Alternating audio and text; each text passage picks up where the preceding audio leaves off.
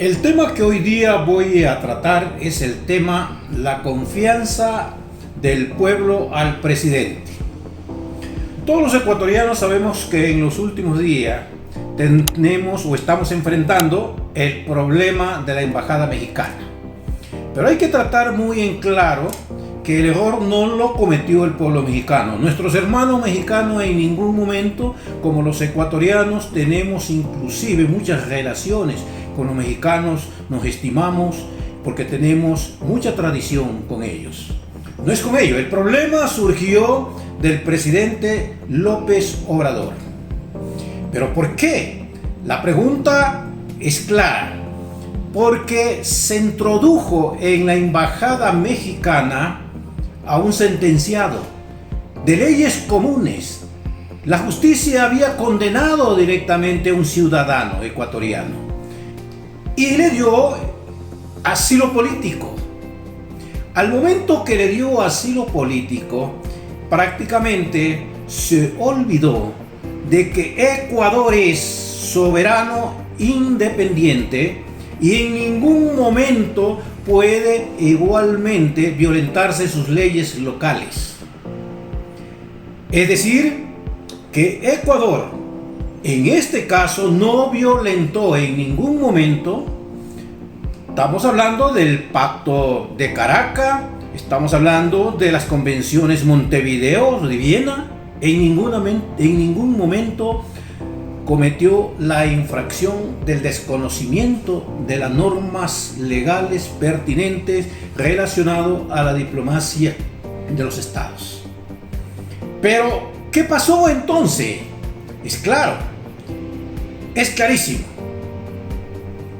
A Ecuador, a través del sinnúmero de peticiones de asilo y el sinnúmero de peticiones que había hecho de que prácticamente entregue a la justicia al señor Jorge Glass, en ningún momento lo hizo. Al contrario, ya se estaba fraguando una huida, un escape de la embajada para que este señor quede en absoluta impunidad.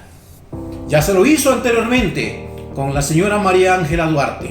¿Qué pasó allí? En ese tiempo, lógicamente, estaba en este caso en la presidencia de Argentina la señora Cristina, que ustedes lo conocen como presidenta de Kirchner, y prácticamente se voló de la embajada y posteriormente llegó a otro país haciendo con la mano que había triunfado en sus actos. ¿Eso qué generó en el país? Risa, cinismo, burlas, y como que Ecuador prácticamente no tenía mandatario. No fue en el tiempo del señor Milei, un presidente que actualmente merece las consideraciones y el respeto del mundo por la forma como se espera por sacar adelante ese país. Lo hizo en el tiempo de esa familia que fue defenestrada. Igualmente iba a pasar igualito. Íbamos a hacer otra vez el ridículo, como que no teníamos gobernante, como que prácticamente este es el país de nadie. Eso absolutamente no se podía permitir.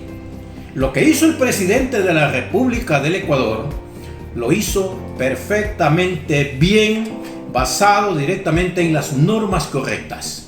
Pero si bien es cierto que es prohibido directamente ingresar a una embajada, pero la embajada no respetó, a través inclusive de las disposiciones del presidente mexicano, estoy hablando del presidente mexicano, no del pueblo mexicano, prácticamente se violentaron normas porque es prohibido. Las embajadas no son refugios, tal como lo han mencionado inclusive algunos mandatarios, refugios de delincuentes, ni de ladrones, ni de condenados. Solo se les entrega embajadas cuando son perseguidos políticos. El Ecuador no ha perseguido a ningún político en ningún momento. Jamás lo ha hecho.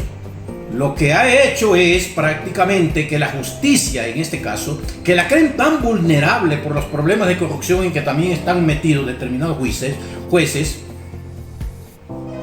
no hacer caso a las leyes del Ecuador, y se violentan en este caso, con respecto inclusive a la embajada mexicana, las leyes locales del país. Prohibido.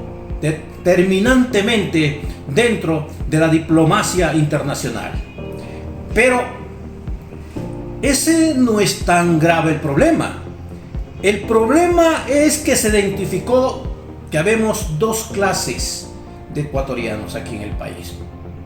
Lamentablemente, sí, hay que decirlo, es lamentable, pero es así. Pero la primera es que se evidenciaron quiénes son los enemigos del Ecuador, quienes han traicionado al Ecuador y que ahora buscan, cuando ha suscitado este problema, de que el Ecuador se lo sancione drásticamente, impulsar si es posible una guerra contra el Ecuador, cuando quienes tiraron la primera piedra, en este caso, son el grupitos que prácticamente quieren manejar y destruir la democracia, no solo en el Ecuador, no solo en América Latina, sino en el mundo. La democracia es sólida y eso nunca lo van a lograr. El presidente del Ecuador, el joven presidente del Ecuador, al tomar una decisión, lo hizo en defensa de la seguridad nacional del Ecuador, en defensa de la paz, y merece nuestro respeto.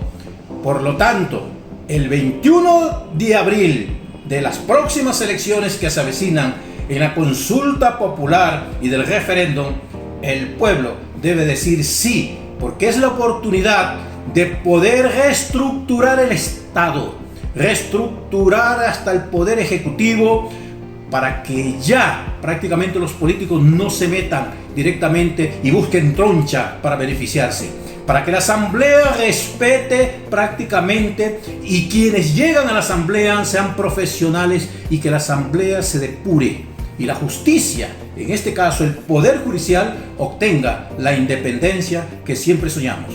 Por tal razón les invito, mi opinión frontal es que el 21 de abril votemos todo por el sí, por un nuevo Ecuador.